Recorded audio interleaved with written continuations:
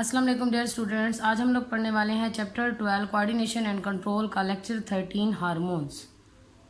ठीक है, last lecture जो है हमने जो जितने भी लेक्चर अभी तक पढ़े हैं उसके अंदर हमने तकरीबन नर्वस कोऑर्डिनेशन या नर्वस सिस्टम के बारे में पढ़ा है। चैप्टर के स्टार्ट में मैंने आपको बताया था कि कोऑर्डिनेशन दो तरह की होती है, एक नर्वस कोऑर्डिनेशन होती है और एक केमिकल कोऑर्डिनेशन होती है। तो अब तक हमने जितने भी लेक्चर पढ़े हैं उसमें सब में तकरीबन नर्वस कोऑर्डिनेशन का ही जिक्र आया है।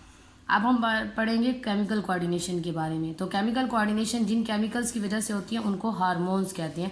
तो आज के लेक्चर में हमने इन्हीं के बारे में डिस्कस करना है।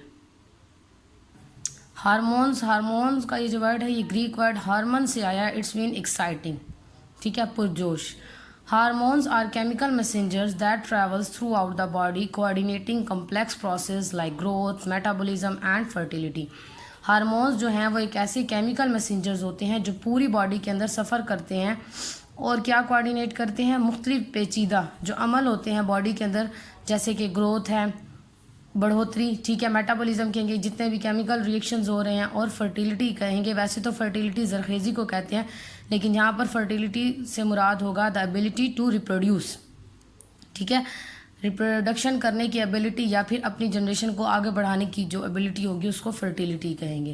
तो इन सारी चीज़ों को हार्मोन्स कंट्रोल करते हैं, ठीक है। हार्मोन्स और organic compound produced in the endocrine glands. Hormones ऐसे ऑर्गेनिक कंपाउंड्स मीन्स कार्बोहाइड्रेट्स हैं, ये हाइड्रोकार्बन्स है। ऑर्गेनिक कंपाउंड्स क्या है, हाइड्रोकार्बन्स हैं, हाइड्रोजन और कार्बन से बने हुए कंपाउंड्स हैं, और ये एंडोक्राइन ग्लैंड्स में मौजूद होते हैं या वहाँ से प्रोड्यूस होते हैं। एंडोक्राइन ग्लैंड्स क्या होते हैं, they are ductless glands and port hormones directly into the blood. Endocrine glands जो होते हैं वो एक ऐसे ग्लैंड्स होते हैं जो कि डक्टलेस मतलब बगैर ट्यूब के ग्लैंड्स होते हैं और जो अपनी सिक्रीशंस यानी कि हार्मोन्स को डायरेक्टली ब्लड में उंडेल देते हैं, ठीक है।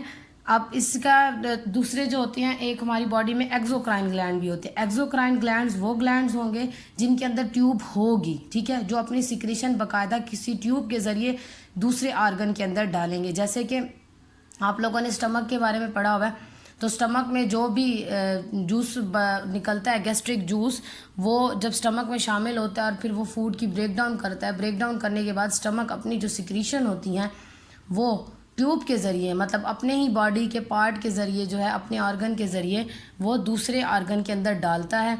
इसी तरह से आप लोगों ने पढ़ा था कि लीवर के अंदर गॉल ब्लैडर मौजूद था, ठीक है। वो गॉल ब्लैडर जो था उसके अंदर से जो सिक्रीशन निकलती थी वो बाइल डक्ट के ज़रिए जो है वो किसमें, स्मॉल इंटेस्टाइन के पार्ट तक आती थी। तो वो सारे जितने भी अपनी सिक्रीशंस डालते थे किसी न किसी ट्यूब के ज़रिए डालते थे। लेकिन हाँ, एंडोक्राइन ग्लैंड्स जो होती हैं वो ऐसे ग्लैंड्स होते हैं जिनमें ये ट्यूब मौजूद नहीं होती, तो ये अपनी सिक्रीशंस डायरेक्टली ब्लड में शामिल करते हैं और फिर ब्लड के ज़रिए ये उस आर्गन तक पहुंचती हैं जहाँ पर इन्होंने फंक्शन करना होता है। Hormones control some long term changes in the body such as the metabolic activity, rate of growth and sexual maturity, ठीक है। वैसे तो हार्मोन्स जो है बहुत सारे फंक्शन हमारी बॉडी में परफॉर्म कर रहे होते हैं।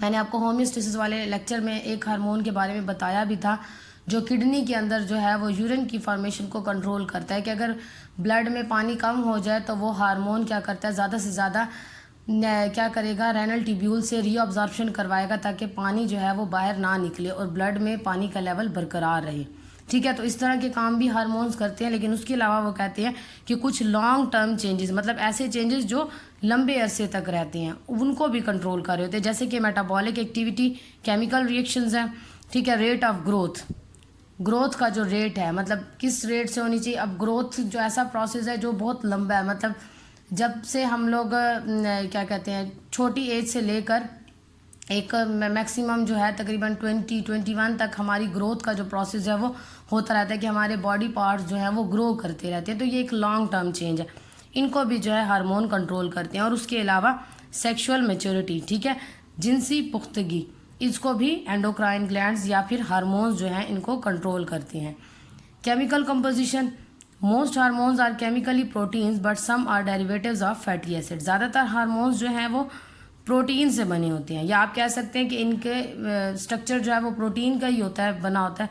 लेकिन कुछ ऐसे होते हैं जो फैटी एसिड्स मीन्स लिपिड्स जो हैं, ग्रुप आपको मैंने 9th में पढ़ाए हुए हैं ये वाले, तो उनमें कार्बोहाइड्रेट्स पढ़ा था, प्रोटीन, लिपिड्स, तो ये उन्हीं लिपिड का एक ग्रुप होता है फैटी एसिड।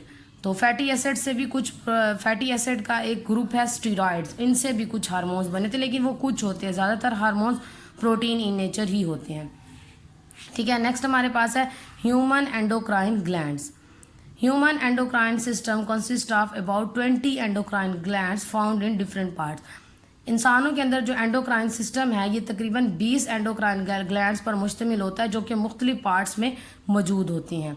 उनमें से कुछ का जिक्र हम करेंगे। Some of them are the pituitary gland, thyroid gland, pancreas, adrenal gland and gonads. ठीक है, तो इन 5 का जिक्र हम अपने नेक्स्ट लेक्चर में करेंगे और इनकी डिटेल में आपको बताऊंगी कि कौन सा ग्लैंड जो है वो कौन से हार्मोन सिक्रीट करता है और वो हार्मोन क्या फंक्शन परफॉर्म करते हैं। तो ये था हमारा आज का लेक्चर, जिसमें हमने हार्मोन्स को डिस्कस किया कि ऐसे केमिकल मैसेंजर जो बॉडी के अंदर ट्रैवल करते हैं और मुख्तलिफ केमिकल प्रोसेस को या मुख्तलिफ बॉडी के अंदर होने फंक्शंस को कोऑर्डिनेट और कंट्रोल करते हैं।